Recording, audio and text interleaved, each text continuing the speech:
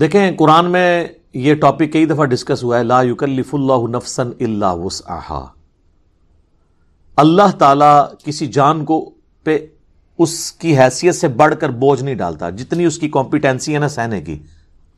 ظاہر ہے آپ کو حسین ابن علی کی طرح نہیں آزمایا جائے گا، کیونکہ ہماری آپ کی کمپیٹنسی نہیں ہے۔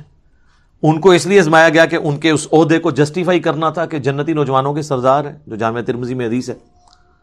تو آپ کو تو چھوٹی موٹی آزمائش میں ہی ڈالا جائے گا نا۔ تو اس آیت کے تحت اگر کوئی مجبوری ہے تو اس مجبوری میں اللہ تعالیٰ ٹالریٹ کرتا ہے معاملات کے اندر۔ تو آپ یہ دیکھیں کہ آسانی اللہ نے دی ہے کہ کسی جان پہ اس سے بڑھ کر بوجھ نہیں ڈالنا۔ اور اس میں یہاں تک کہ صحیح بخاری میں نبی علیہ السلام نے فرمایا کہ نماز کھڑے ہو کر ادا کرو، اور اگر کھڑے ہونے کی استطاعت نہ ہو، کمزوری کی وجہ سے، بڑھاپے کی وجہ سے، معذوری کی وجہ سے، مجبوری کی وجہ سے، تو بیٹھ کے پڑھو، اور اگر بیٹھ کے نہیں پڑھ سکتے تو کروٹ پہ لیٹ کے پڑھ لو، نماز چھوڑنی نہیں۔ لیکن پھر صحیح بخاری میں حدیث ہے کہ جو کھڑے ہو کے نماز پڑھتا ہے نا، اس کو جو ثواب ملتا ہے نا، بیٹھ کے پڑھنے والے کو اس سے آدھا ملتا ہے، اور لیٹ کے پڑھنے والے کو اس سے بھی آدھا ملتا ہے۔ حتیٰ کہ صحیح مسلم میں حدیث ہے کہ نبی علیہ السلام ایک دفعہ بیٹھ کے نماز پڑھ رہے تھے، تو ایک صحابی ہے، انہوں نے حضور کے ماتھے پہ ہاتھ رکھا بخار چیک کرنے کے لیے۔ تو آپ فرمائے یہ کیا کر رہے ہیں؟ تو اس نے کہا یا رسول اللہ میں چیک کر رہا ہوں آپ کی طبیعت، کیونکہ آپ بیٹھ کے نماز پڑھ رہے ہیں۔ تو آپ نے فرمایا کہ، اور آپ نے ہی فرمایا ہے کہ بیٹھ کی نماز پڑھنے کا ثواب آدھا ہے، تو آپ نے فرمایا کہ یہ بات بالکل درست ہے، لیکن مجھے اللہ تعالیٰ بیٹھ کی حالت میں نماز میں بھی پورا ثواب دیتا ہے۔ یعنی حضور کی ایک خصوصیت ہے، جیسے آپ کی کئی اور خصوصیات ہیں۔ بخاری مسلم میں آپ وصال کے روزے رکھتے تھے، صحابہ کرام نے رکھنے شروع کیے، یعنی بغیر افطار کیے اگلا روزہ، وہ بھی نہیں افطار کیا تیسرا روزہ، تو صحابہ کرام تو بے ہوش ہونا شروع ہو گئے۔ حضور نے مسجد میں جب دیکھا اشکان رسول کو، تو آپ نے فرمایا کہ یہ کیا ہے؟ تو حضور غصے میں آپ فرمایا ایکم مثلی، تم میں کوئی میری مثل ہو سکتا ہے؟ شکر ہے کوئی اہل حدیث نہیں تھا کہتا قل انما انا بشر مثلکم۔ ان کو پتا تھا کہ حضور صرف سپیشیز میں ہماری طرح انسان ہے، باقی مرتبے میں نہیں ہے۔ حضور جب کہہ رہے تم میں کون میری مثال ہے، تو کسی نے نہیں کہا یا رسول اللہ ہم آپ کی مثل ہی ہیں اور آپ ہماری مثل ہیں، نہیں۔ حضور علیہ السلام یعنی ایز اے سپیشیز انسان تھے، آپ کے مرتبے کو تو کوئی سوچ نہیں سکتا۔ بخاری مسلم میں آتا ہے میں پیٹھ کے پیچھے بھی ایسے ہی دیکھتا ہوں جس طرح سامنے دیکھتا ہوں، یعنی آنکھ نہیں ہے پھر بھی ہمیں تو اس سے آگے نہیں نظر آتا، حضور کو پیچھے بھی نظر آتا تھا۔ بخاری مسلم دونوں میں حدیث ہے، نماز کسوف پڑھائی، سورج کی نماز، آپ نماز میں چند قدم آگے گئے، پھر آپ نے یوں ہاتھ بلند کیا، پھر واپس۔ صحابہ نے کہا ہم نے آپ کو آج نماز میں ایسا عمل کرتے دیکھا جو پہلے نہیں دیکھا، یعنی کہ نماز کا حصہ ہے۔ تو آپ نے فرمایا نہیں، مجھے اللہ تعالیٰ نے جنت دکھائی اور میں نے اس میں ایک انگوروں کا گوشہ دیکھا، میں نے ارادہ کیا میں اسے توڑ دوں، اگر توڑ لیتا پھر تم کھاتے رہتے۔ کیوں؟ جنت کو فنا نہیں ہے، جیسے ہی ایک دانہ توڑنا تھا واپس ایک دانہ آ جانا سی، جنت ختم نہیں نہ ہو سکتی۔ پھر میں نے اس کو ارادے کو ترک کر دیا۔ تو اب کسی صحابی نے کہا یا رسول اللہ ہمیں تو کچھ نظر نہیں آیا، ٹھیک ہے۔ ویسے شیخ عبدالقادر جنانی اور بزرگوں کے بارے میں کہتے ہیں این جوتے دیکھتے سن جناب وہ فلانی شاید تھلے دیکھتے ستوں زمینہ تیل بھی کراس، تیل پھر بھی سر ایڈمن نہیں دریافت کیتا ہے، بزرگ نے نہیں دریافت کیتا، اس طرح نہیں ہوتا۔ تو وہ باتیں بنی ہوئی ہیں صرف۔ تو نبی علیہ السلام کی ایک خصوصیات ہیں، تو اس میں آپ کا بیٹھ کے نماز پڑھنا۔ تو عام بندے نے بیٹھ کے نماز پڑھنی ہے جب، تو مجبوراً، اور نفلی نماز بغیر مجبوری کے بھی بیٹھ کے پڑھے، ثواب آدھا ہوگا، نماز ہو جائے گی۔ فرض نماز بیٹھ کے نہیں ہوگی جب تک کہ آپ کی مجبوری بہت بڑے لیول کی نہ ہو کہ آپ کھڑے نہیں ہو سکتے۔ اسی لیے بخاری مسلم میں آتا ہے کہ نبی علیہ السلام فرض نماز کے لیے سواری سے نیچے اترتے تھے اور نماز پڑھتے تھے زمین پہ قبلہ رخ کا اہتمام کر کے، کھڑے ہو کے۔ اور نوافل، قیام اللیل، تہجد اور وطر بھی، جو سب سے تاکیدی سنت ہے، سنت موقدہ سے بھی بڑھ کے، وہ آپ وطر کی حد تک بھی سواری کے اوپر پڑھتے تھے۔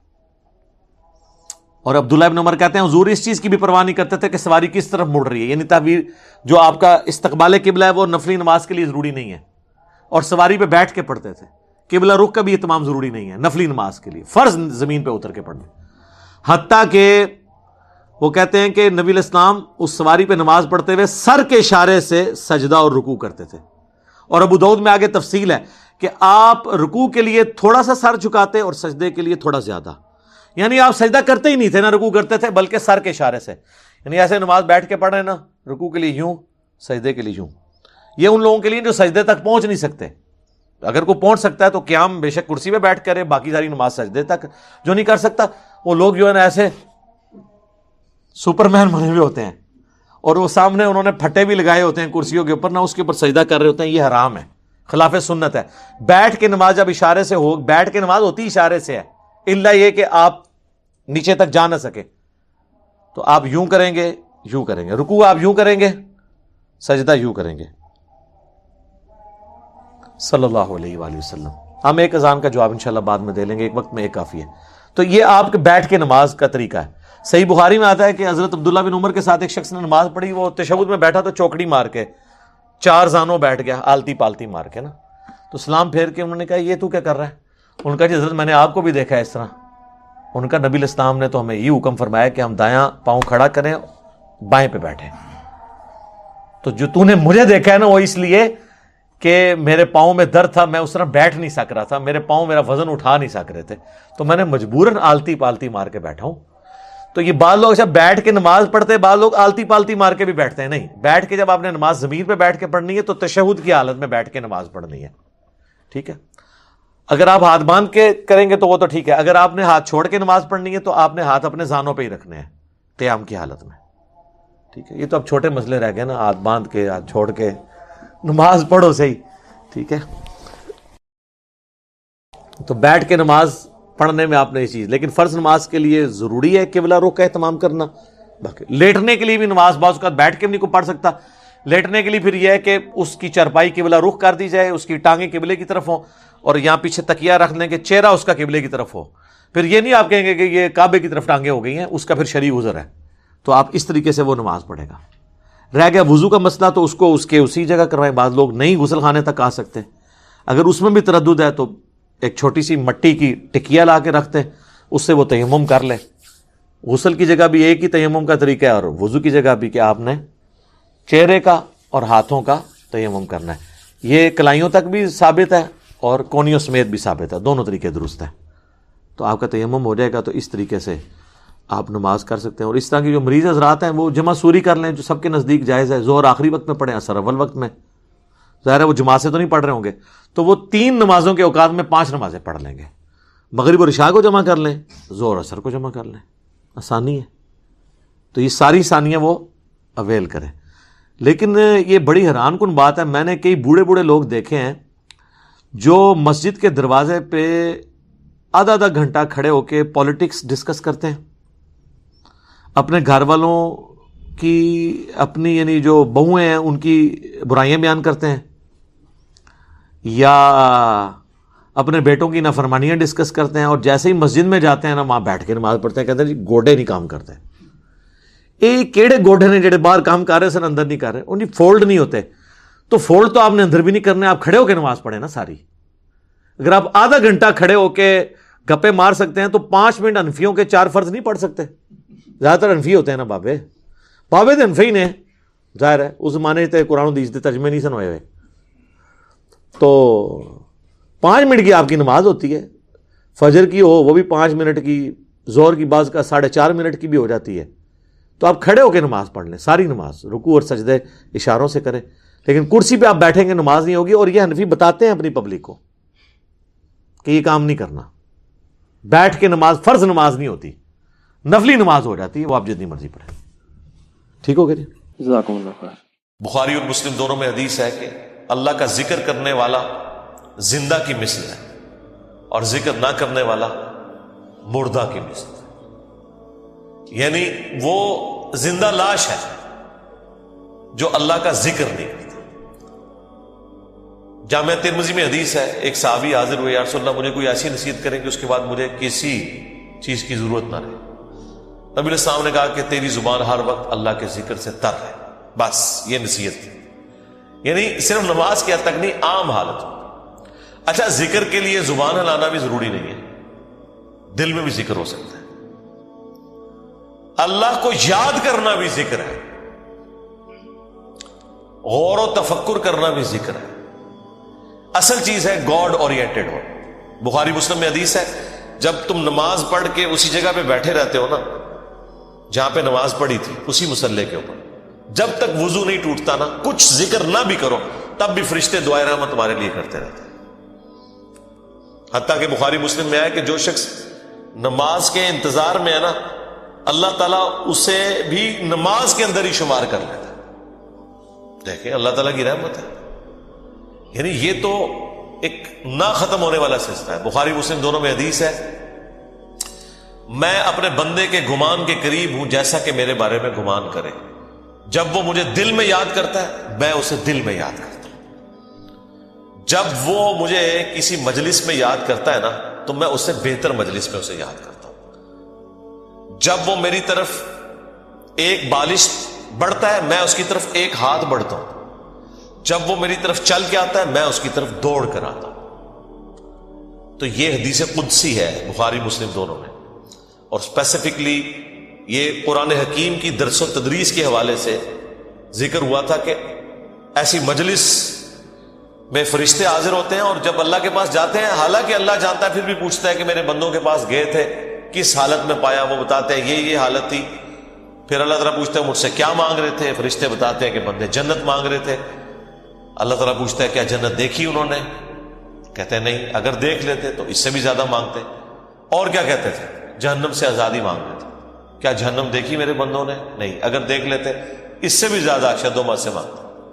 اللہ تعالیٰ فرماتا ہے تم گواہ ہو جو میں نے سب کو معاف کر دیا. اچھا، وہ فرشتے کہتے ہیں یا اللہ ایک بندہ ایسا تھا جو ویسے ہی وہاں پہ آ گیا تھا، اس کی نیت نہیں تھی لیکن وہ ان کی مجلس میں بیٹھا تھا. اللہ تعالیٰ فرماتا ہے کہ یہ لوگ ہی ایسے ہیں کہ جو ان کی مجلس میں بھی بیٹھ جائے نا ان کو بھی میں نے بخش دیا. وہ جو کہہ رہے ہوتے ہیں نا غوث پاک کے درس میں بھی اگر کوئی بیٹھ گیا، کہانیوں میں نہیں میرے بھائی، درس قرآن میں، وہ چاہے غوث پاک دے رہے ہو یا کوئی انجینئر پاک دے رہے ہو یا کوئی ڈاکٹر پاک دے رہے ہو، اگر اخلاص کے ساتھ کوئی اللہ کا ذکر کر رہا ہے، خالص توحید بتا رہا ہے، قرآن و سنت کی تعلیمات بتا رہا ہے، اس کی مجلس میں بیٹھنے والے کے لیے جنت کا راستہ آسان ہو جائے گا. وہ تو حدیث ہے صحیح مسلم کے اندر کہ جو علم کے راستے پہ چلتا ہے اللہ تعالیٰ جنت کا راستہ اس کے لیے آسان کر دیتا ہے. یہ تو بالکل اسٹیبلش چیز ہے. تو یہ ذکر ایسا معاملہ ہے کہ کوئی دل میں بھی یاد کرتا ہے نا اللہ اس کو پھر دل میں یاد کرتا ہے. فَاذْكُرُونِي أَذْكُرْكُمْ، یہ تو قرآن میں سورۃ البقرہ میں ہے، اے میرے بندے مجھے یاد کر میں تیرا ذکر کروں گا اور اس سے بہتر مجلس میں کروں، فرشتوں کی مجلس میں کروں. اور انسان کی کتنی خوش نصیبی ہے کہ انسان اللہ کو یاد کرے، اللہ تعالیٰ اس کے رسپانس میں اسے یاد کرتا ہے. انسان کا اللہ کو یاد کرنا یہ چھوٹی چیز ہے، اللہ کا اپنے بندے کو یاد کرنا یہ بڑی چیز ہے. سنن ابن ماجہ میں حدیث ہے اور یہ تعلیقاً امام بخاری بھی یہ حدیث لے کے آئے ایک چیپٹر کی ہیڈنگ میں، اور یہ اتنی رکت انگیز حدیث ہے کہ اس حدیث کو میں نے اپنے اسکار کارڈ میں بھی شامل کیا ہے کہ میں اپنے بندے کے ساتھ ہوتا ہوں اس وقت جب وہ میرا ذکر کر رہا ہوتا ہے اور اس کے ہونٹ میرے ذکر کی وجہ سے ہل رہے ہوتے ہیں. زبان سے ذکر کرنا یہ سب سے افضل ذکر ہے کیونکہ اس میں آپ کی زبان، اعضاء، دل، دماغ سب کچھ شامل ہو جاتا ہے. دل میں بھی ذکر کرنے کا ثواب ہے لیکن زبان سے کرنا افضل ہے. اسی لیے آپ دیکھیں جو آبلیگیٹری چیزیں ہیں وہ اللہ تعالیٰ نے زبان کے ساتھ جوڑ دی ہیں.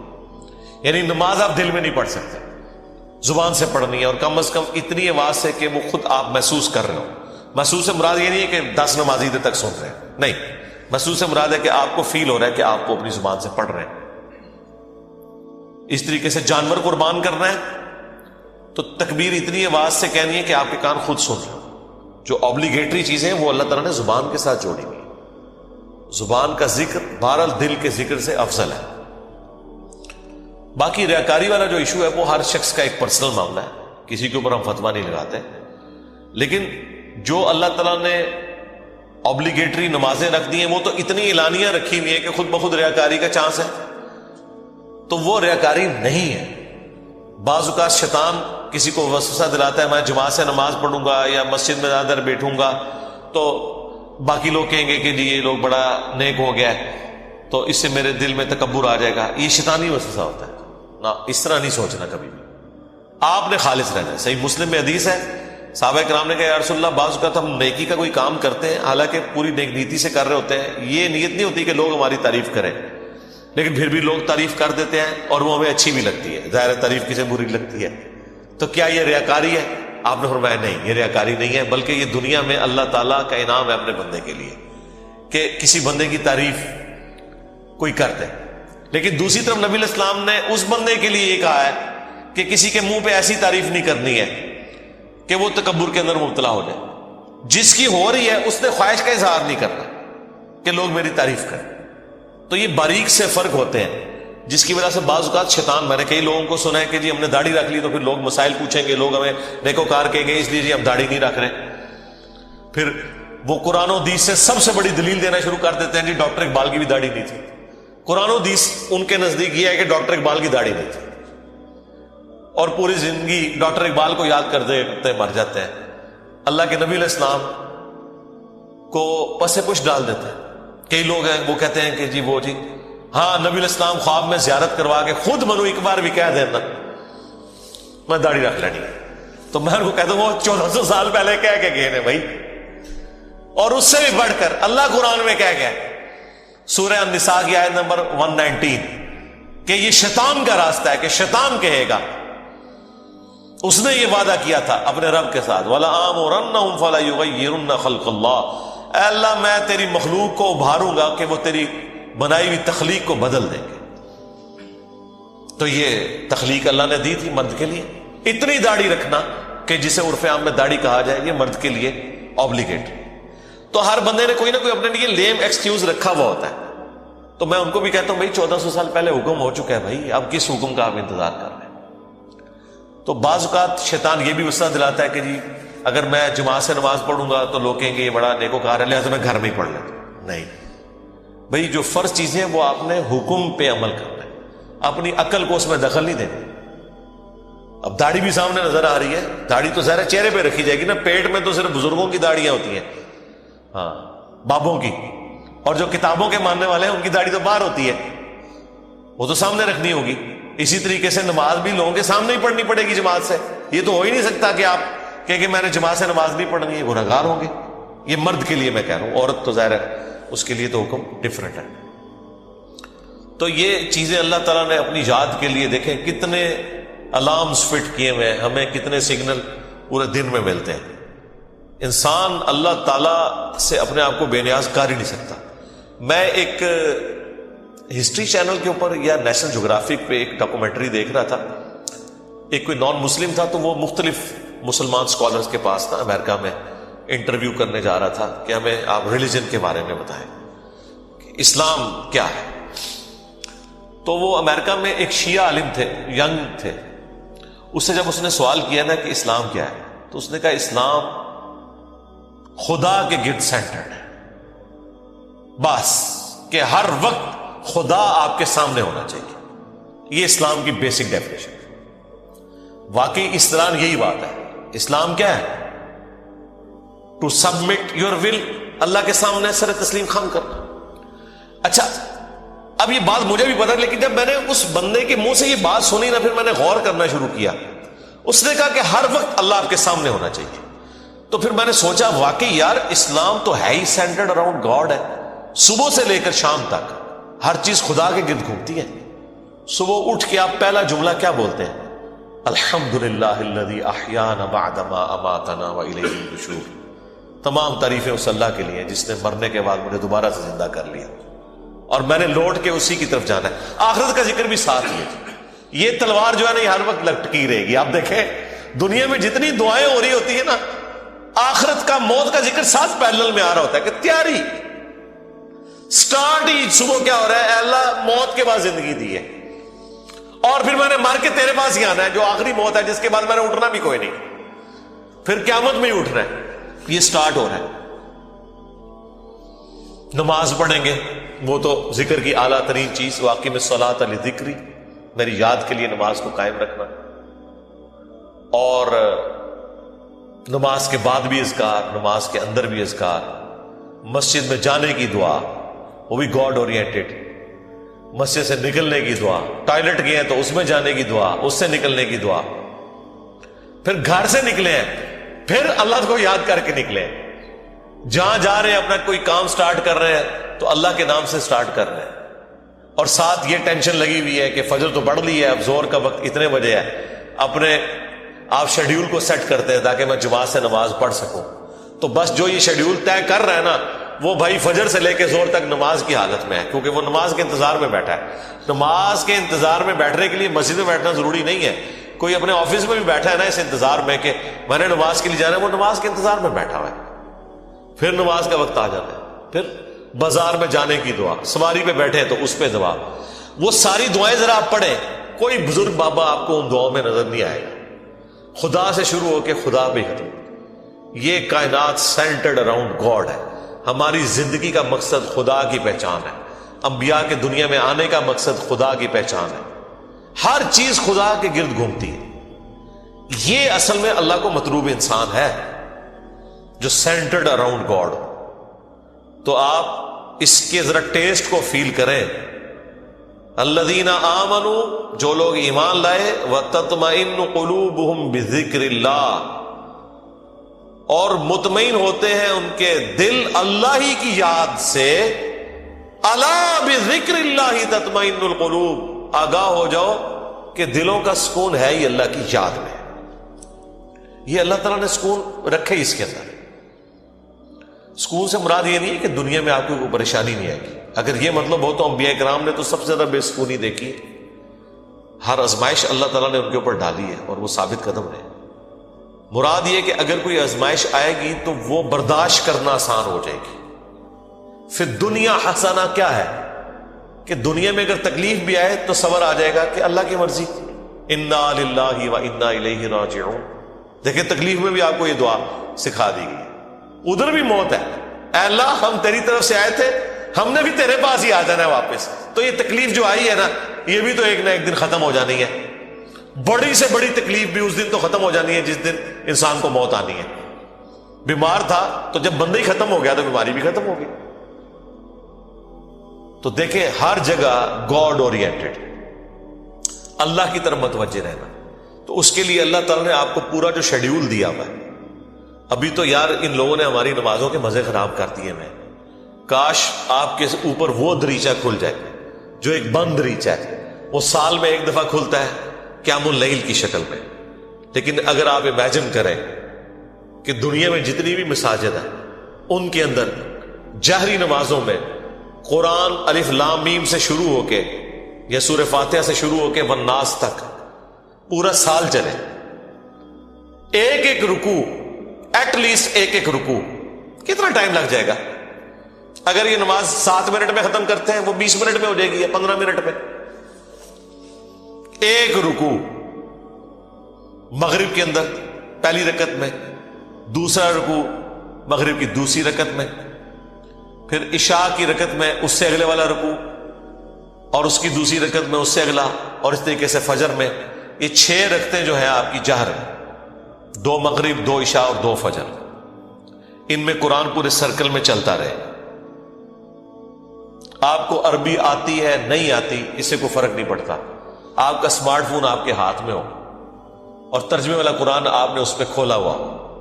میں نے تو اس کا ثبوت بھی دے دیا بخاری سے کہ ذکوان تابعی حضرت عائشہ کا غلام تھا جو انہیں قیام اللیل رمضان میں کروایا کرتا تھا، وہ حافظ نہیں تھا تو وہ مصحف ہاتھ میں پکڑتا تھا، اما عائشہ اس کے پیچھے رمضان کا قیام کرتی تھی۔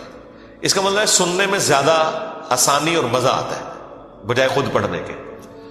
تو یہ حدیث امام بخاری نے ایک چیپٹر کی ہیڈنگ میں لیا اور اس کی پوری سند سنن الکبریٰ البیہقی اور مصنف ابن ابی شیبہ میں موجود ہے۔ بلکہ مصنف ابن ابی شیبہ میں تو یہاں تک ہے کہ انس بن مالک اور باقی صاحب کے بارے میں کہ انہوں نے پیچھے قرآن اٹھایا ہوتا تھا، سامنے حافظ کھڑا ہوتا تھا اور وہ سنتے بھی تھے دیکھ کے، اور اگر کہیں غلطی ہوتی تھی تو غلطی کو پکڑتے تھے، اور اٹھانے کا فائدہ یہ ہے کہ کنسنٹریشن آپ کی رہتی ہے۔ انہوں نے کتنا ظلم کیا کہ ہم سے قرآن چھین لیا۔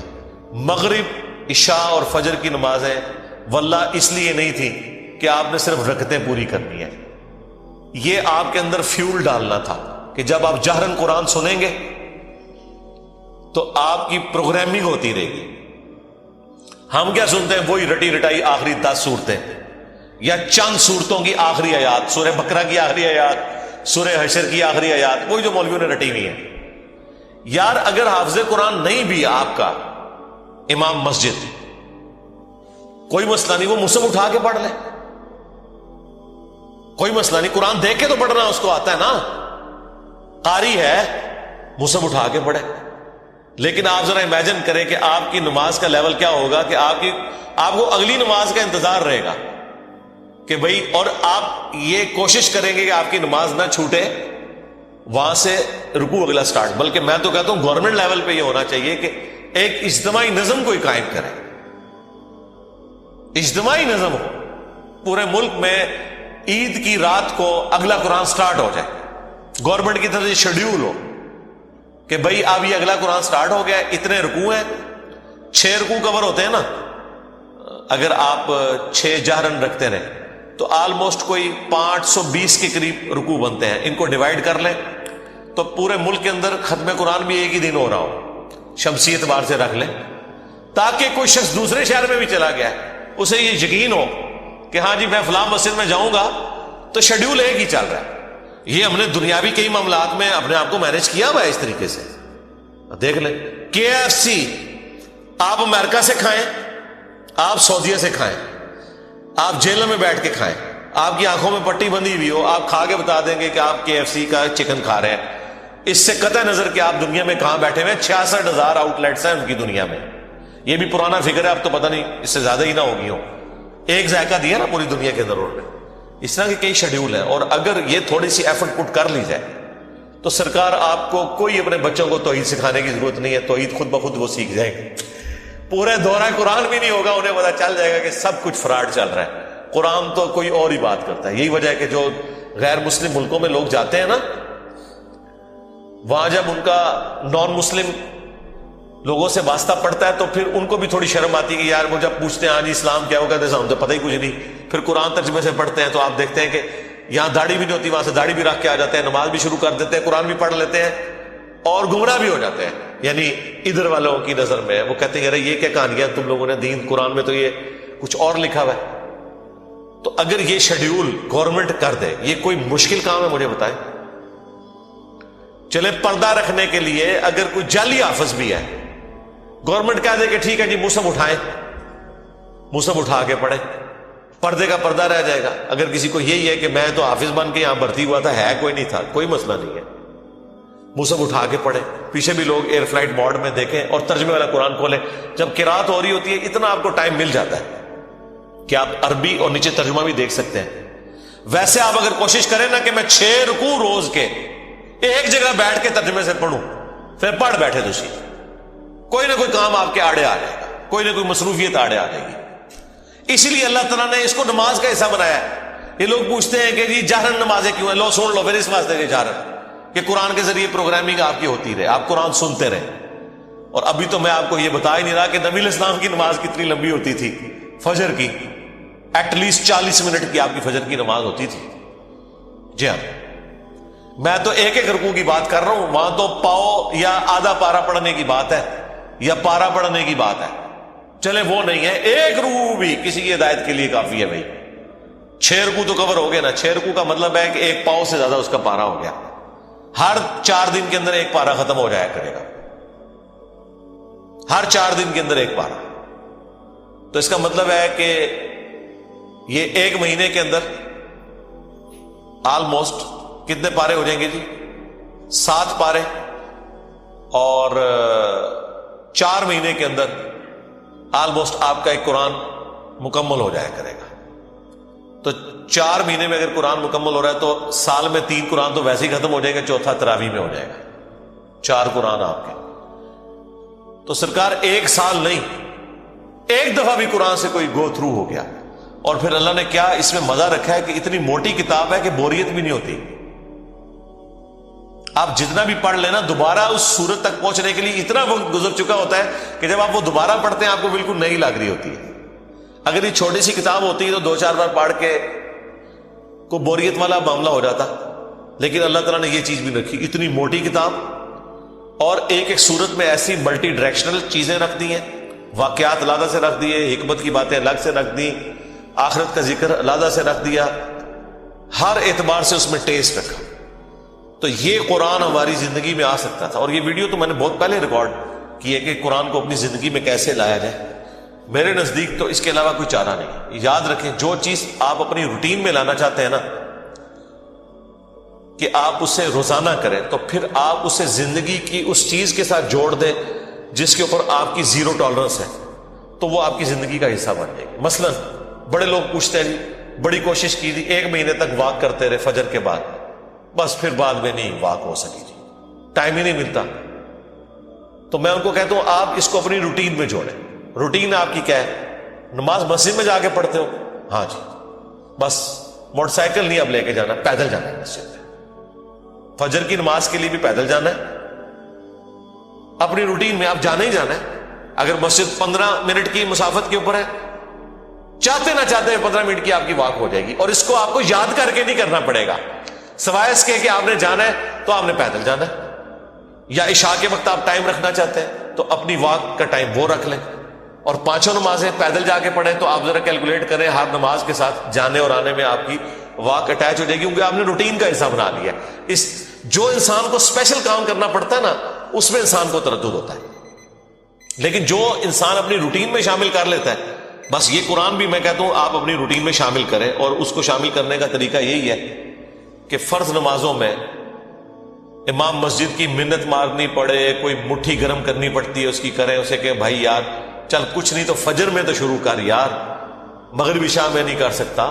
میں آپ کو بتاؤں ہمارے اسلام آباد میں پنڈی میں ایک مسجد ہے، وہ روٹین کے ساتھ پچھلے کئی سالوں سے ان کی فجر کی نماز میں آلموسٹ 1 پاؤ قرآن کور کرتے ہیں، اور پورا سال ان کا قرآن چلتا رہتا ہے۔ سب کو پتا ہوتا ہے کل یہاں سے شروع ہو رہے ہیں، لوگ پڑھ کے آتے ہیں گھر سے بھی ایک وہ اس کا ٹیسٹ فیل کرتے ہیں۔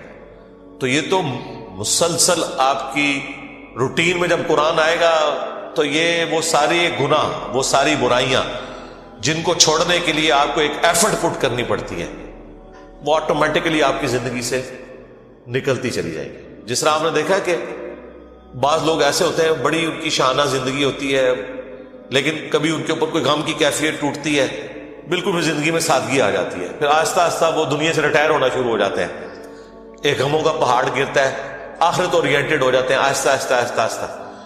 اگر آپ خدا کے ساتھ اٹیچ ہو جائیں گے، قرآن کے ساتھ اٹیچ ہو جائیں گے، تو ایٹ لیسٹ گناہ کا تو تصور بھی دور کی بات ہے، آپ اس طرف جانے کا سوچیں گے بھی نہیں، کیونکہ ہر وقت یہ آخرت کی یاد دلانے والی چیز آپ کے سر کے اوپر لٹکتی رہے گی۔ قرآن کی تلاوت سے دلوں کا زنگ کیوں دور ہوتا ہے؟ آخرت اورینٹڈ ہوتا ہے تلاوت سے، اس لیے کہ آپ جب قرآن کی تعلیمات کو سمجھیں گے، ذرا عربیوں کو تو تلاوت ہی کہنا تھا نا، انہوں نے تو ترجمہ نہیں کرنا تھا نا، اور تلاوت کا ایک معنی فالو کرنا بھی ہوتا ہے، ایک ہوتا ہے قرات کرنا اور ایک ہے اس کے پیچھے پیچھے چلنا۔ تو یہ ترجمے والا قرآن اسمارٹ فون نے تو زندگی آسان کر دی ہے۔ میں کہتا ہوں اس سائنس نے ہماری دنیا تو آسان کی ہے، جو ہماری آخرت آسان کرتی ہے۔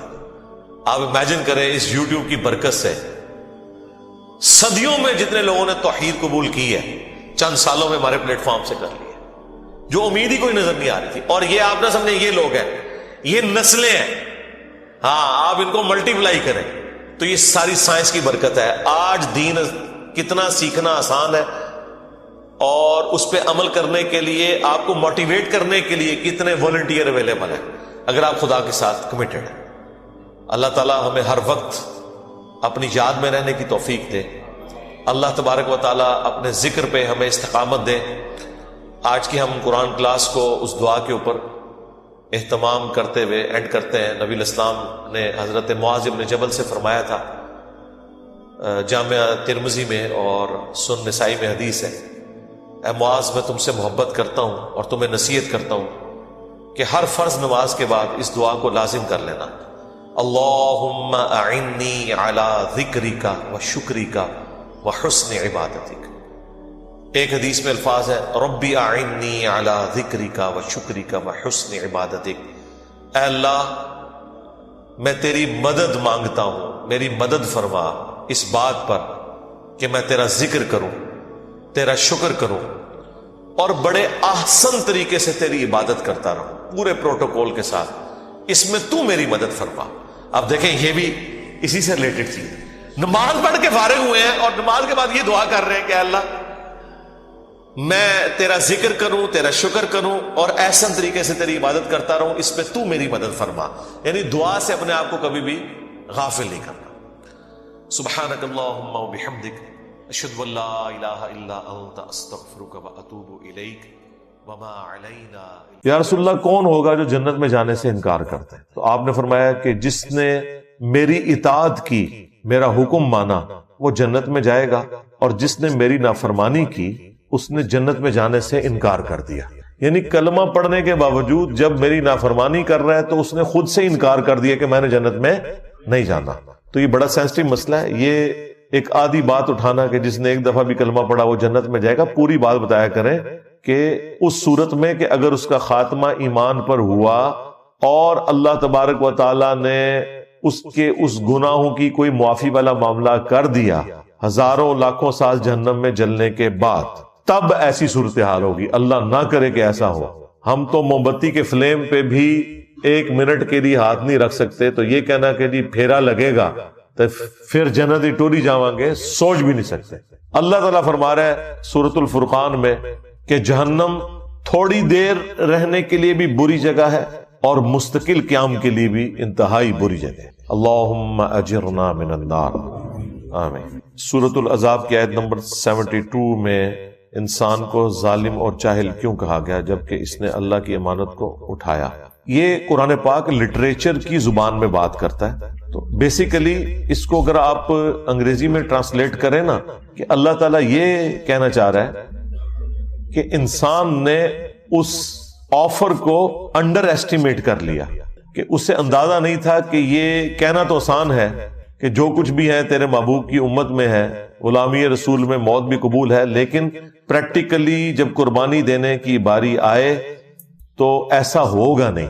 یہ ان معنوں میں کہا گیا ہے، کیونکہ آپ آگے دیکھیں پھر اللہ تعالیٰ نے فرمایا یہ اس لیے ہوا تاکہ اللہ تعالیٰ اہل ایمان کو جزا دے گا اور کافروں اور منافقین کے لیے عذاب والا معاملہ فرمائے گا. تو اللہ تعالیٰ پھر بعد میں انسان کی تعریف بھی تو کر رہا ہے نا. تو لہٰذا ان دونوں چیزوں کو اکٹھا سمجھے کہ اللہ تعالیٰ نے جو کہا کہ یہ ظالم تھا، جاہل تھا، مراد یہ کہ اسے اندازہ نہیں تھا. جاہل سے مراد آپ یہ سمجھ لیں جیسے جس کو کسی چیز کی سنگینی کا علم نہ ہو، اسے کہا جاتا ہے جاہل. ظالم اس اعتبار سے کہ خود اس نے اپنے لیے ایک ظلم والا معاملہ کر لیا کہ اسے پتہ ہی نہیں تھا کہ میں یہ جو کچھ کرنے جا رہا ہوں اس کا اینڈ رزلٹ کیا نکلے گا. اپنے اوپر ظلم خود ہی کر لیا. اس نے آفر قبول کی تو اب اسے آفر نبھانی پڑے گی. اس کا قطعاً یہ مقصد نہیں تھا کہ اللہ تعالیٰ کے ڈیوائن پلان کے کو خلاف یہ بات ہو گئی ہے. اللہ بھی تو یہی چاہتا تھا. سورۃ البقرہ میں آیا کہ میں زمین میں اپنا ایک خلیفہ بھیجنے والا ہوں. تو یہ تو اللہ تعالیٰ نے ڈیسائیڈ کر دیا ہوا تھا کہ زمین میں خلیفہ بھیجنا ہے. اس کے لیے کوئی بھی ایک معاملہ ہونا تھا، وہ اللہ تعالیٰ کی حکمت تھی. تو یہ ان معنوں میں ہے.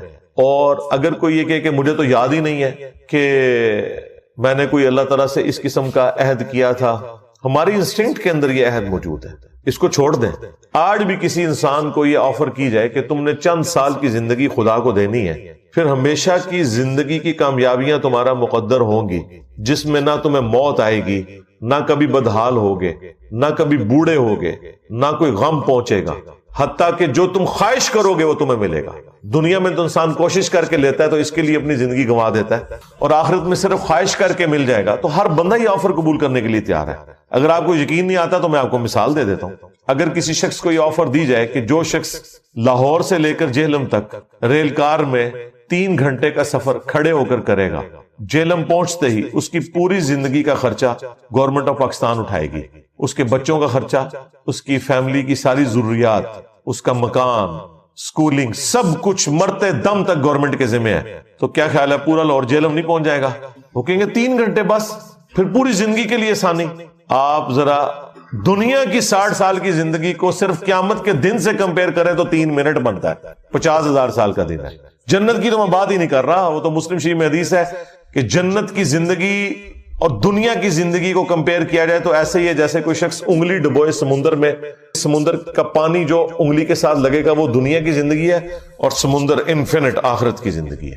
مسلم شریف میں حدیث نہیں آتی کہ دنیا میں جس شخص نے مفلسی کی زندگی گزاری ہوگی لیکن حلال و حرام کی تمیز کی ہوگی، اللہ کا تابع فرمان رہا، اللہ تعالیٰ قیامت کے دن فرشتوں سے کہے گا ذرا ایک پھیرا اسے جنت کا لگواؤ نا.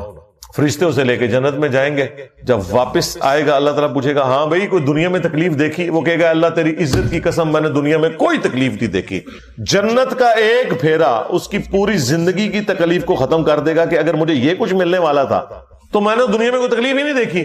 پھر اللہ تعالیٰ ایک فاسق اور فاجر شخص کو جس نے دنیا میں بڑی عیاشی کی زندگی گزاری, اللہ تعالیٰ کو رسپانس نہیں کیا, دنیا کی ہر آسائش اویلیبل تھی, اللہ تعالیٰ کہے گا ذرا اسے دوزخ کا ایک پھیرا لگواؤ. ایک پھیرا لگے گا نا, ادھر تو کہتے ہیں خیر ایک پھیرا ہی لگے گا, ایک پھیرا بھائی وہ کتنا لمبا ہوگا, اس کو تو جسٹ تھوڑی دیر کے لیے جہنم میں لے کے جب فرشتے جائیں گے اور واپس آئے گا تو اللہ تعالیٰ پوچھے گا ہاں بھائی کوئی دنیا میں سکھ دیکھا؟ وہ کہے گا تیری عزت کی قسم میں نے کوئی سکھ نہیں دنیا میں دیکھا, حالانکہ دنیا کی ساری زندگی اس نے سکھی گزاری ہوگی. کیوں؟ اسے وہ تکلیف دے کے اپنا وہ سکھ بھی بھول جائے گا کہ گویا وہ تو کچھ بھی نہیں تھا, یہ تو اگر یہ کچھ میرے ساتھ ہونا تھا تو میں نے کوئی سکھ نہیں کاٹا. یہ اتنا سینسٹیو ایشو ہے, لیکن ظاہر ہے اللہ تعالیٰ نے چیزوں کو امتحان کے ساتھ جوڑا ہوا ہے. پھر ذہن میں رکھیے گا, بخاری اور مسلم دونوں میں حدیث ہے کہ اللہ تعالیٰ نے جنت کو ناگوار چیزوں سے ڈھانپ دیا ہے اور دوزخ کو, جہنم کو خوشگوار چیزوں سے ڈھانپا ہوا ہے. وہ پنجابی میں کہتے ہیں کڑگا لگانا, خوشگوار چیز ہوگی آپ اسی کی طرف بھاگیں گے. جنت ناگواری کے ساتھ ہے, اس کے ارد گرد ناگوار چیز ہے. گرمیوں میں فجر کی نماز جماعت سے پڑھنا ناگوار چیز ہے, نیند نہیں پوری ہوتی. گرمیوں میں لمبے لمبے روزے رکھنا طبیعت میں ناگوار ہے. سردیوں میں ٹھنڈے پانی سے کیا گرم پانی سے بھی وضو کر کے نماز پڑھنا بہرحال ایک ایفرٹ تو ہے, طبیعت پہ ناگوار ہے. دنیا میں حلال اور حرام کی تمیز کرنا طبیعت پہ ناگوار ہے. حرام سے بچنا طبیعت پہ ناگوار ہے. تو اللہ تعالیٰ نے جنت کو ناگوار چیزوں سے ڈھانپ رکھا ہے اور جہنم کو خوشگوار چیزوں سے. یعنی ہر وہ چیز جو طبیعت کو بڑی اچھی لگتی ہے, آسانی سے مل بھی جاتی ہے اور نفس کی تسکین کا سما بھی ہے, وہ آپ کو جہنم میں لے جائے گی. تو دیکھ لیں, اسی کو سپورٹیو وہ حدیث ہے جامعہ ترمذی میں, ابو داؤد کے اندر, سنن نسائی کے اندر, ابن ماجہ کے اندر, کہ جب اللہ تعالیٰ نے جنت کو پیدا کیا تو حضرت جبرائیل سے کہا کہ ایک دفعہ ذرا جنت دیکھ کر آؤ. جب وہ دیکھ کے آئے تو اللہ تعالیٰ فرمایا ہاں بھائی جبرائیل کیا دیکھا؟ کہ یا اللہ مجھے نہیں لگتا کوئی شخص بھی ایسا ہوگا جو اپنا تن من دھن سب کچھ نہ لگا دے اس جنت کے حصول کے لیے. یہ تو ساری جنت میں جائیں گے, یہ جگہ ہی بڑی اچھی تو نے بنائی ہے. اللہ تعالیٰ فرمایا رکو ذرا صبر کرو. ہاں, اللہ تعالیٰ نے جنت کو ناگوار چیزوں سے ڈھانپ دیا. حلال اور حرام کی تمیز, شریعت کی پابندی کی تکالیف, سب کچھ. مومن کو تو روزانہ مرنا پڑتا ہے, سیدھی سی بات ہے, روزانہ جینا پڑتا ہے. تو نبی علیہ السلام نے فرمایا صحیح مسلم کی حدیث کہ دنیا مومن کے لیے قید خانہ ہے اور کافر کے لیے جنت ہے. جب وہ دوبارہ گئے نا اور وہ جنت تک پہنچنے کے لیے وہ تمام تکالیف دیکھی, واپس آ کے انہوں نے کہا تیری عزت کی قسم مجھے نہیں لگتا کوئی بندہ جنت میں جانے میں کامیاب ہوگا, اتنی مشکل تو نے جنت کر دی ہے. پھر اللہ تعالیٰ نے جہنم کی طرف بھیجا حضرت جبرائیل علیہ السلام کو. واپسی پہ پوچھا تو انہوں نے کہا تیری عزت کی قسم کوئی شخص بھول کے بھی کوئی ایسا عمل نہیں کرے گا کہ اسے یہ عذاب دیکھنا پڑے, مجھے نہیں لگتا کہ کوئی بندہ ایسا عمل کرے کہ جہنم میں جائے. پھر اللہ تعالیٰ نے جہنم کو خوشگوار شہوات سے ڈھانپ دیا, ہر اٹریکٹفل چیز اس کے ساتھ ڈھانپ دیا. جب وہ دیکھ کے واپس آئے نا, پھر اللہ تعالیٰ نے پوچھا کہ اب جبرائیل سنا. انہوں نے کہا یا اللہ مجھے نہیں لگتا کوئی بندہ جہنم میں جانے سے بچ سکے, کیونکہ تو نے اس کو اتنا خوشنما بنا دیا ہے کہ اس امتحان میں شاید ہی کوئی کامیاب ہوگا, ادروائز سب کے سب جہنم میں ہی گریں گے. لیکن یہ حیران کن بات ہے, دنیا میں جتنے اعمال آپ کو جہنم میں لے جانے والے ہیں نا, جتنی خواہشات جہنم میں لے جانے والی ہیں, یہ ساری خواہشات جنت میں انعام کے طور پر ملنے والی ہیں. کتنی حیران کن بات ہے کہ دنیا میں یہ چیزیں جہنم میں جانے کا سبب ہے, آخرت میں جنت میں انعام میں یہ چیزیں ملنے والی ہیں.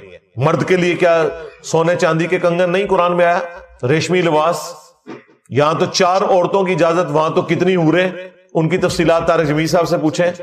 ہر وہ چیز جو دنیا میں انسان کو ڈیویٹ کر کے جہنم تک پہنچا سکتی ہے نا, جنت میں وہی کچھ انعام مل رہا ہے. تو اس کا مطلب آپ سمجھ رہے کیا ہے؟ اس کا مطلب یہ ہے کہ دنیا میں بیسیکلی ان چیزوں سے روک کے اللہ تعالیٰ نے آپ سے ایک روزہ رکھوایا ہے جس کی افطار جنت میں ہوگی. جس طرح دنیا میں آپ حلال چیزیں چھوڑ دیتے ہیں نا روزے کی حالت میں, کیونکہ روزے کی حالت میں وہ چیزیں کھانے سے آپ کا روزہ ٹوٹ جائے گا.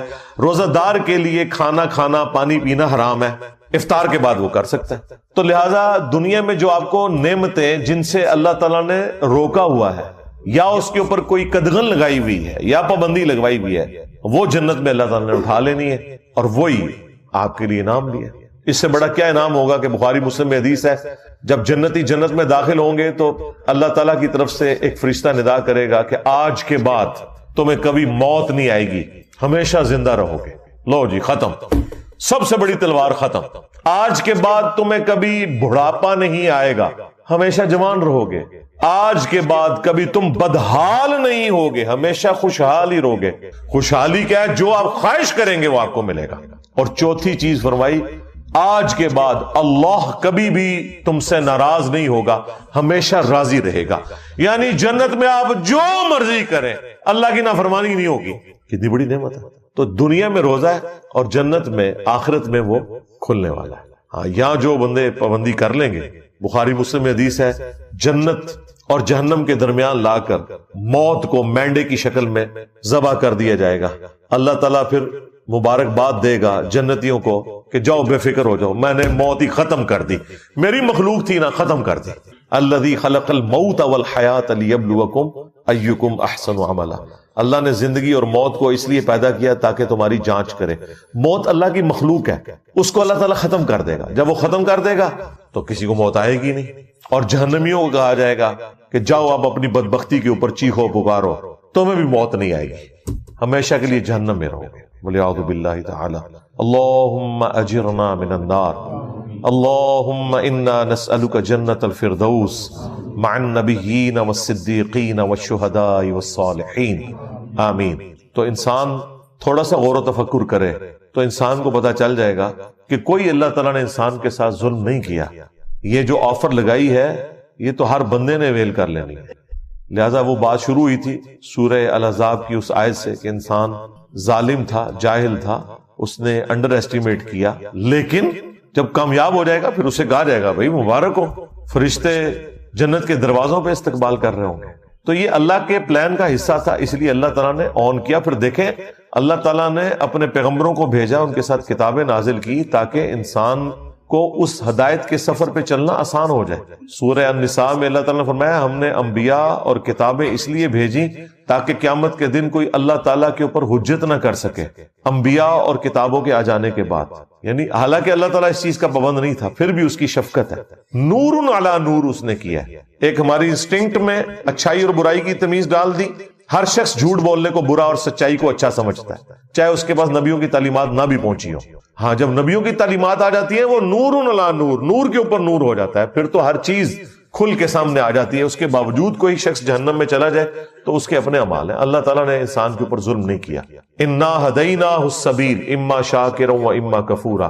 ہم نے ہدایت کا راستہ واضح کر دیا، چاہو تو شکر گزاری کی روش اختیار کرو اور چاہو تو ناشکری کی، تمہاری اپنی مرضی ہے. لیکن اس کا یہ مطلب نہیں ہے کہ جو اللہ نے یہ آفر دیے تو اس کا مطلب ہے کہ اللہ تعالیٰ بے پرواہ ہے اس معاملے میں، جو مرضی کرتے رہو. نہیں، اللہ تعالیٰ اپنے تابع فرمان بندوں کو جنت میں پھر بھیجے گا اور جو نافرمان ہے انہیں جہنم میں بھیجے گا.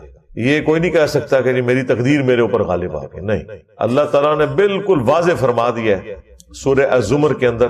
اور میں تو اس آیت کو سورہ الزمر سورت نمبر 39 کی آیت نمبر 7 ہے، میں اسے کہتا ہوں یہ مسئلہ تقدیر کو حل کرنے والی ہے.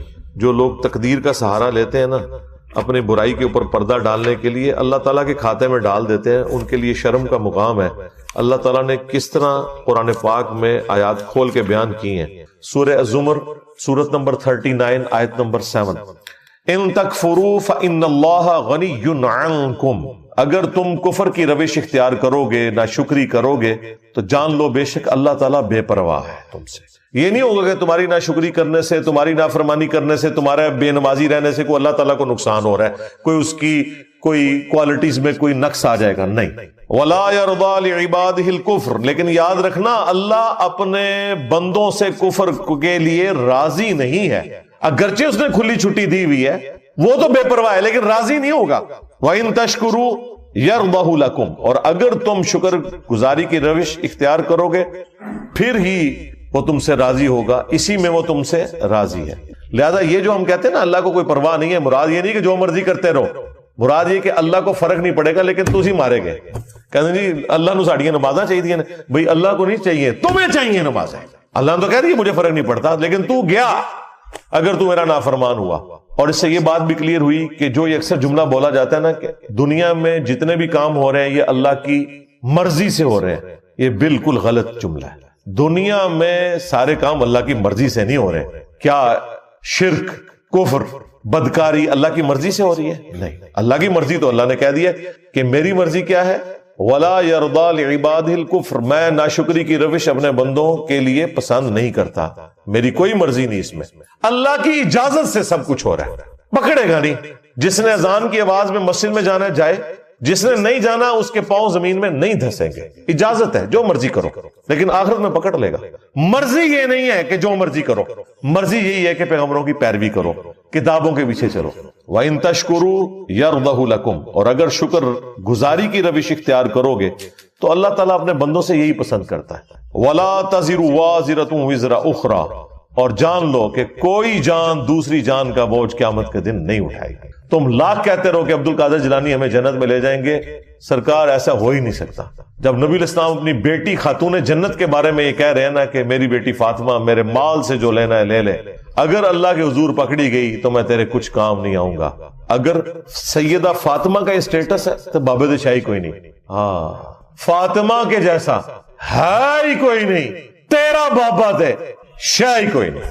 بابے کا نام نہیں لیتے، ہو سکتا ہے بابے نے بیچارے نے نہ کہا ہو، یہ بھی ہو سکتا ہے نا، کہا ہوا تو پھنس جائے گا، نہ کہا ہوا تو بچ جائے گا۔ ہمیں تو کسی بابے سے کوئی انٹرسٹ نہیں۔ ثم الى ربکم مرجعکم، اس کے بعد تمہیں لوٹ کر اپنے رب کے پاس جانا ہے۔ فینبئکم بما کنتم تعملون، تو وہ تمہیں پھر خبر دے دے گا جو کچھ تم دنیا میں کیا کرتے تھے۔ انہ علیم بذات الصدور، بے شک وہ تو سینوں کے چھپے ہوئے رازوں کا بھی جاننے والا ہے۔ اللہم حاسبنا حسابا یسیرا، آمین۔ گرفت پہ آ جائے تو وہ سورہ المومن میں آئے کہ وہ آنکھوں کی خیانت کو بھی جانتا ہے۔ آنکھ سے بھی کسی نے کوئی خیانت کی ہے، بدنگاہی کی ہے، یا اس کے ذریعے کسی کو نقصان پہنچانے کی کوشش کی ہے، وہ اللہ تعالیٰ اس کو بھی جاننے والا ہے، والعیاذ باللہ تعالی۔ تو یہ معاملہ بالکل کلیئر ہے۔ پھر ایک اور آیت ہے مسئلہ تقدیر کے حوالے سے، وہ بھی کمال ہے، سورہ طٰہٰ، اس میں اللہ تعالیٰ نے اینڈ پہ جا کے اس حوالے سے عقیدہ کلیئر کیا ہے۔ جو ان لوگوں کا یہ وتیرہ بن چکا ہے نا کہ ہر چیز تقدیر کے اوپر ڈالتے ہیں، وہ اللہ تعالیٰ نے سٹیٹس کلیئر کر دیا ہے، اور کہتے نہیں ہماری تو قسمت تھی، ہم بدبخت نکلے۔ اللہ نے بتایا کہ بدبخت کون ہے؟ بدبخت وہ نہیں ہے جو اپنی مرضی سے اللہ رسول کا راستہ اختیار کرتا ہے، بدبخت وہ ہے جو اپنی مرضی سے اللہ اور اس کے رسول کی نافرمانی کرتا ہے اور پھر وہ بدبختی کا مستحق ہو جاتا ہے۔ تو یہ ہے آیت نمبر 123، قصہ آدم اور ابلیس کے کانٹیکسٹ میں ہے۔ قَالَ اهْبِطَا مِنْهَا جَمِيعًا، اللہ تعالیٰ نے آدم اور حوا سے فرمایا ہے کہ تم اب سب کے سب زمین پر اتر جاؤ۔ سب کے سب سے مراد ہے کہ تم بھی اور تمہاری اولاد جو ہونے والی ہے۔ بَعْضُكُمْ لِبَعْضٍ عَدُوٌّ، تم میں سے بعض کا دشمن ہوگا، ظاہر ہے شیاطین بھی دشمن، انسان بھی انسانوں کے دشمن، یہ سارا معاملہ چلے گا۔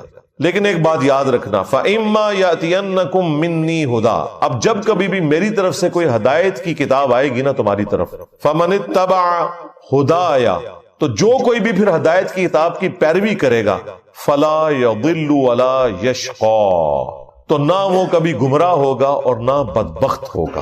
یہ دیکھ لیں، اللہ تعالیٰ فرما رہا ہے جو کتابوں کی انبیاء کی پیروی کرے گا نہ وہ بدبخت ہوگا نہ گمراہ ہوگا۔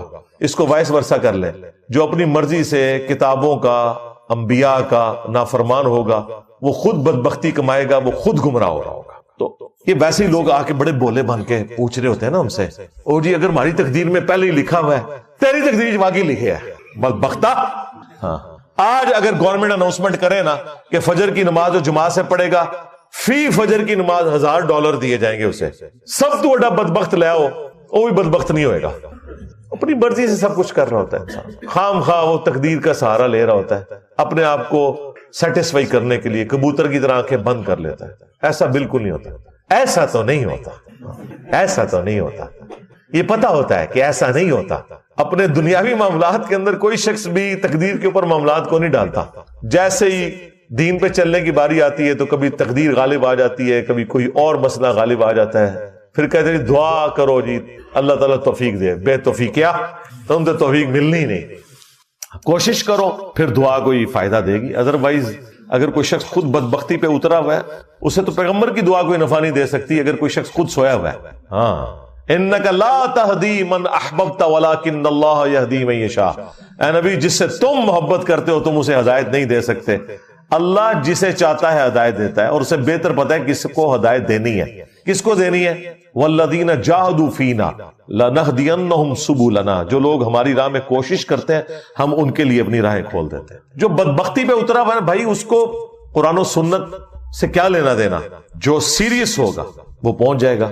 مولا علی علیہ السلام کہتے ہیں کہ ایک دن میں نے رسول اللہ سے پوچھا, صحیح بخاری مسلم دونوں میں حدیث ہے, اور یہ مسئلہ تقدیر کے حوالے سے بڑی اسٹانشنگ حدیث ہے, کہ یا رسول اللہ اگر اللہ کی تقدیر میں جنتیوں کا جنت میں جانا, جہنمیوں کا جہنم میں جانا لکھ ہی دیا گیا ہے تو پھر ہم عمل کیوں کرتے ہیں؟ لو جی, دنیا میں اگر کوئی سب سے امپورٹنٹ کوسچن ہے نا جو ہر انسان پوچھتا ہے, وہ مولا علی نے 800 سے 1400 سال پہلے پوچھ کے تہاڈی منجی ٹھکوا دیتی.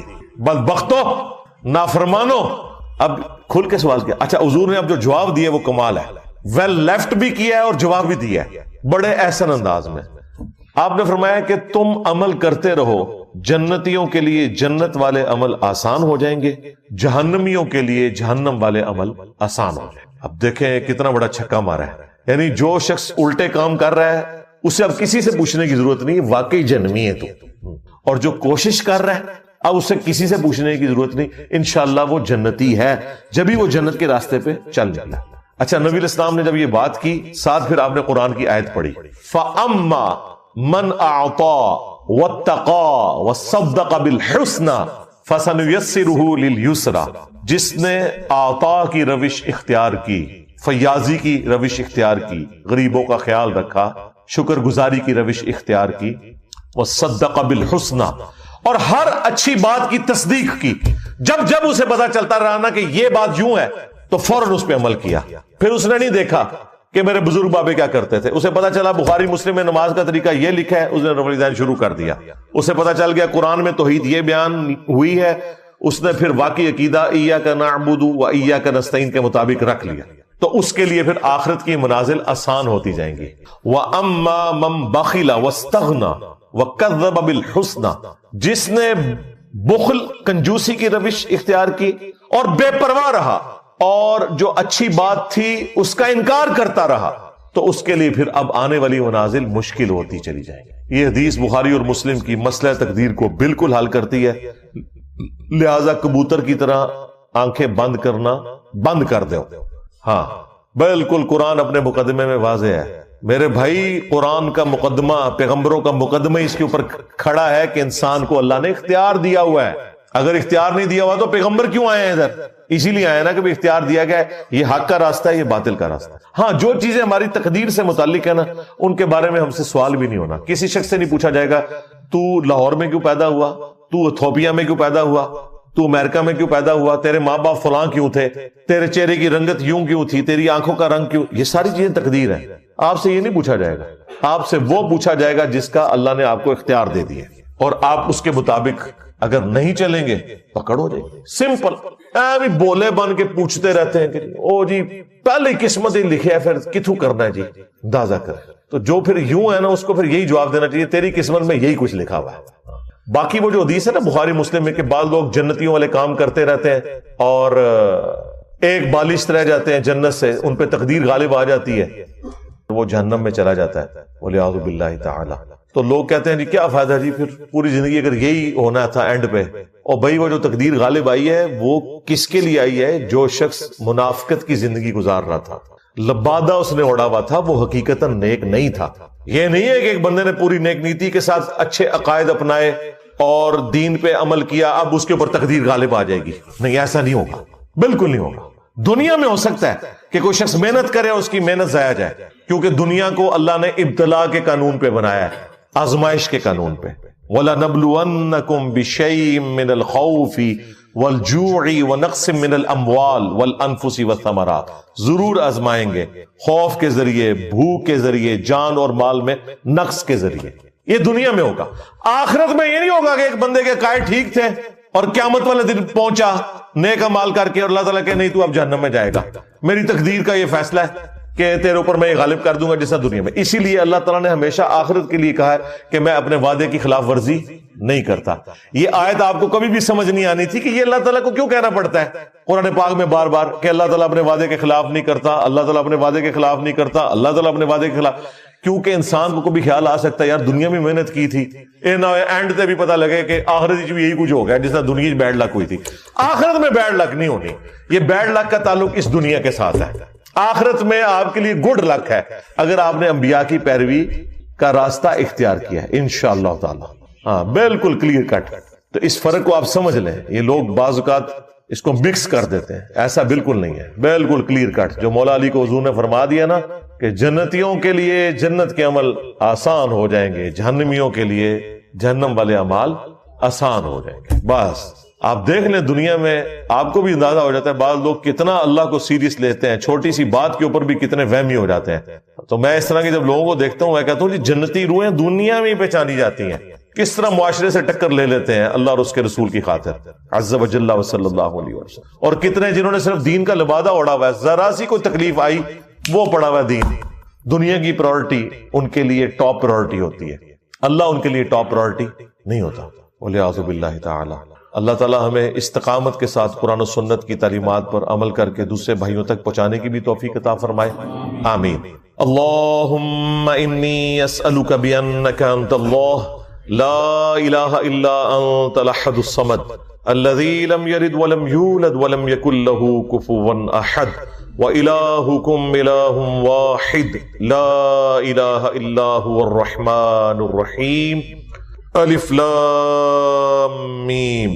اللہ لا الہ الا هو الحی القیوم. اللہم صلی علی محمد وعلی آل محمد. ربنا آتنا فی الدنیا حسنہ وفی الآخرة حسنة وقنا عذاب النار. اللہم احسن عاقبتنا فی الامور كلها وأجرنا من خزي الدنيا وعذاب الآخرة. ربنا آتنا من لدنك رحمة وهيئ لنا من أمرنا رشدا. اللهم اغفر لحينا وميتنا وشاهدنا وغائبنا وصغيرنا وكبيرنا وذكرنا وأنثانا. اللهم من أحييته منا فأحيه على الإسلام ومن توفیته منا فتوفه. اس کا تو خیر ترجمہ بھی ممکن نہیں ہے, یہ ایک کوڈ ورڈز کے طور پہ. بعض چیزیں ایسی ہیں جن کا عربی لنگوسٹک میں ترجمہ موجود بھی ہے, اس کے باوجود وہ متشابہات ہیں, ان کی تفصیلات ہمیں نہیں پتا. جس طرح کہ اللہ تعالیٰ کی صفات کا ذکر ہے, اللہ کا ہاتھ, اللہ کی آنکھیں. اب یہ جو گفتگو ہے یہ لٹریچر کی زبان میں بھی ہو سکتی ہے کہ اس سے مراد قدرت لیا گیا ہو, یا اس سے مراد اللہ تعالیٰ کی وہ کوالٹیز ہیں جن کی تفصیلات ہمیں نہیں پتا.